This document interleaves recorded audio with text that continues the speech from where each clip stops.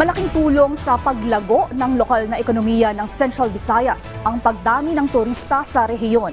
Ang detalye sa balitang pambansa ni Marifel Faith Hammond ng Philippine Information Agency Central Visayas.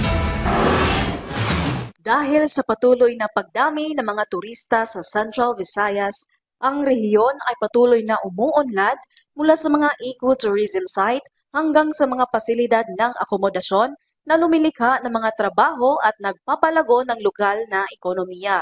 Ayon kay Department of Tourism Regions and Regional Director Judy de la Cruz Gabato, dumadaan sa masusing pagsasanay ang mga frontliners at community tour guides upang masigurong nagtatamasa ng natatanging karanasan ang bawat bisita. I've trained a lot of frontliners, no? Even the community tour guides, the Filipino brand of service excellence training, the handling of guests, the gestures, no? Kanang warm welcome, ang atong pag-smile na mapakita na tinud-anay. Isa sa mga kamakailang bisita ay si David Boyd, isang international tourist na nabighani sa kagandahan ng rehiyon. Pinuri ng US traveler ang isla dahil sa magagandang tanawin at sa lokal na kultura. The beaches and the weather. I also enjoyed the food, it was really good.